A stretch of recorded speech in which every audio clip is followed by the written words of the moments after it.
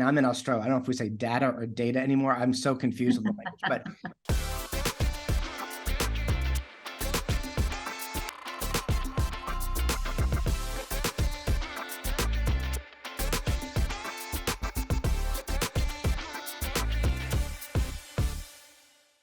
so welcome to Unleashed Learning TV and Unleashed Learning Radio. And today we're talking about data or data and how to use it to move your school from good to great. And we hope this episode empowers your school, your district, or network to use data rather than feel like you're being used by it. So to help, we've got Dr. Nina Potter on today's show. Now, Dr. Potter is from San Diego State University. She works with faculty administrators to use assessment data to help make decisions at the student, class, program, and college level. But before coming to San Diego State, she was the director of assessment for a school district in Washington State. Now, she's here to help the ways we all use data to move a school from good to great. Here we go. Dr. Potter, welcome to Unleashed Learning TV. Happy to be here. Thank you so much. You know, we've been talking a lot about data before this interview, and a lot of times, I mean, your expertise is data, and you're on our, helping us with the data collection. One of the things that happens with educational data is it can be used against us. And I don't want to start from a deficit model, but I know there's hesitancy about data because a lot of times it's really punitive, it's used against us. So if a school is working to move from good to great, there's a way to use data. And that's why we wanted to interview you today. So thanks for being here. Yes, happy to be here. And hopefully I can set the record straight on data and why data is good and assessment are good things. Fantastic. So that really starts with the first question, because I want to talk, I mean, our audience probably knows it, but I think we should start between the difference between qualitative data and quantitative data, and when would a school want to use either one? Great. Yeah. So just like it sounds like, quantitative data, quantity, right, is things that you can count, get percentages of, something with a number, whereas qualitative data is more descriptive and you're going to use words to describe something. So I like to think about it kind of in the difference of getting, when you get a score back and you get a grade 9 out of 10 or 8 out of 10 or whatever, that's your quantitative. But then the qualitative data information is the feedback that the teacher gives you on your paper. So great use of voice, work on your punctuation, things like that. So that's the qualitative data. It's almost the story version versus the number version. So when would a school want to think about using one or the other? So I think when you have something that's really well defined, you can use quantitative data. If everybody agrees on the definition of what it means to be maybe math proficient, you can use quantitative data. But if it's something that's more, I'm going to use this word, squishy, so it's not very well defined, but you have to describe it. Like, what does it mean to have a school that's welcoming to students, perhaps? Is there a number? Oh, you're an 8 out of 10 on welcoming to students. Well, what? Thanks. I mean, what does that mean? So you're going to have to be qualitative and describe what is it that's good? Why is it welcoming, or why? And where are you lacking? Things like that. So fantastic. Okay, so it really brings to how I started the interview. We're talking about how it can be misused. Now, I remember being a high school teacher. One day they came in and said, "Here's the scores." I said, "What are the scores about?" And there was no context. And they started actually ranking us. And that wasn't the intention, but that's really what happened because it was misused. So I want to know how a school can use data to support their goals rather than trying to keep up with what everybody else wants from them. So they can be the head, not the tail, as we talk about at Unleashed Learning. Yeah, so a lot of it has to do with the stakes of the assessment. And so the tests you're talking about when you get ranked, those are high stake assessments is what we call them, because the results of your test are going to be used for funding, to rank you, something about it that is high stakes. And there's a lot of problems with high stakes, and it's talking to me that we still use them. There's actually something called Campbell's Law, but basically says that once a measure becomes high stakes, it changes its meaning, and it leads to a lot of times inappropriate behaviors. So states started designing these statewide assessments, and the initial purpose was, we would always talk about, it's a dipstick. It's just going to be a measure in time, and it's going to tell you how you're doing and preparing students for math or reading. If that's all it had been, if it had been like, okay, here's your scores, here's how you rank, I think it might have been okay. But instead, No Child Left Behind came in, and now it's your funding is tied to this, your Title II, all that stuff. And so then what did we see? We saw people actually cheating to get higher scores.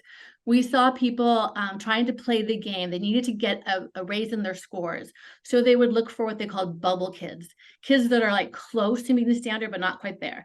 Put all their resources to those kids. But let's forget about the kids that are high because they're fine. They don't need resources. The kids that are really way down low, they don't need resources. They're not going to make it. So all these unintended consequences happen when you make something high stakes. So the first thing for making data meaningful is to take away all the stakes. Yeah. And I think you also talked about values. Well, I mean, I remember we were having coffee earlier, but can you talk a little bit about I mean, it really struck me over the coffee about that, what the values of the school. So to use it based on what they want to do. Can you mention that a little bit? Yeah, definitely. Yeah. So when you're deciding what to measure, it has to be something that the people that you want to use the scores care about. So teachers, right? So you have to measure, give them scores that are meaningful to them. What do they care about? And so if it comes top down, if someone at the top is like, here's a test we're going to use, and like it or not is what we're using, which is what the states, the state and the government do, right? But if it's the teachers that say, you know what, I really want to get higher reading scores, or I really want to work on my my delivery of whatever when I'm doing my math lesson, like my pedagogy, whatever. So you have to talk to the teachers and find out what they care about, and then give them data that's related to that. Then they're going to care about it. They're going to want to use it because they've decided I value this. I care about this. I was thinking here in Australia, they put these test results in the paper. Right. The schools, and then, the form, I keep thinking the form creates the function. So because there's school choice here, people are scrambling, and now it's this school I should be at.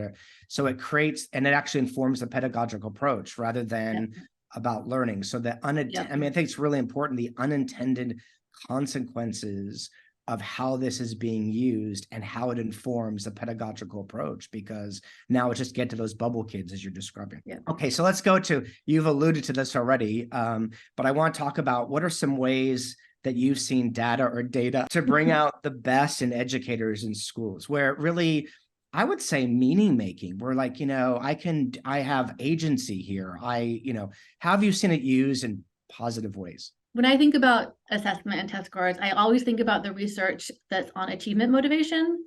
And all the research on achievement motivation really points to, if you want someone to care about, to want to get better at something, you need to give them feedback that is timely and useful. So those are the two things. So it can't be a test score that comes, months after the teacher's done the lesson. It's too long. They can't change anything now, right?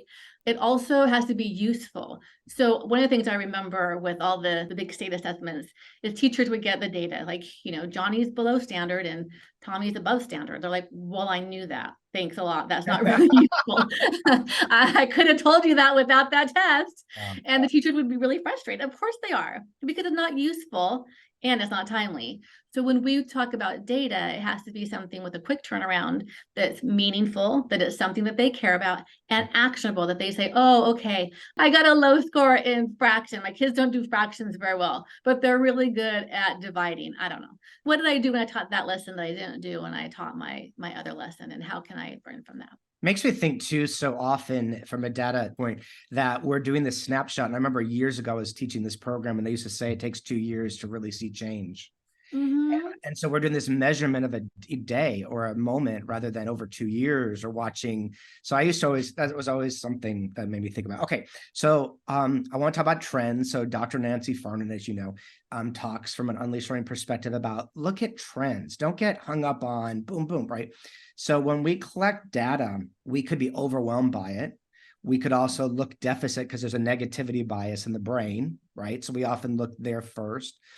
And we might not see much measurement. So how do we look at data from a trends perspective, not from the negativity bias, and use that to go from good to great? That's a really good point, because like you said, it is a test, an assessment of, it's a snapshot in time, and it's really hard to know, like what's your baseline, right? Like, is it good? Is it okay that my 80% met the standard? Like, what about the 20 that didn't? Or, it's easy to like get lost in that one number.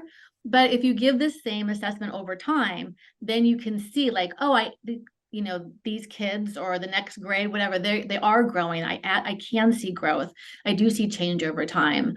It's also nice when you have more than one measure, so you can say like, oh, they're doing really well on this measure, but over here they're not doing so well. It's helpful if you say like, here I did have growth, and then you can reflect on like, well, why did they do well here? Why did I see growth and not see growth here? If you're just focused on the negative, then you can get so like wrapped So up in like I'm horrible. I don't know what I'm doing. But like usually there's something that's positive right. happening. It's Focus also on where leadership comes in. I don't mean it to like lay it on, but how we present and use it. And, from an Unleashed Learning perspective, we're using the same data set to help. What you're talking about is continuous improvement because it's Yep. the same ship.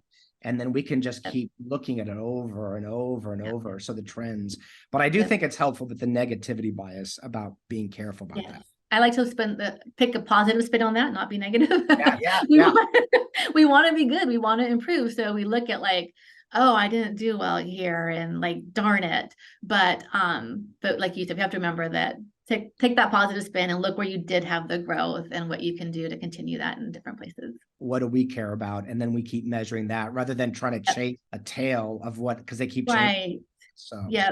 And it's hard because, that's why you need a good solid measure. You need to talk about your values and what you value and have a consistent measure for that and not keep changing. In education, we just love to have new innovations, new curriculum, new this, new that. We're constantly changing things, and then we don't feel like we're ever getting anywhere. Yeah. So And also the hard part, I think, for schools and educators is, again, I think it's 2 or 3 year process to watch a kid, to a human being develop. And we do these little measurements. We're looking at this moment rather than the development.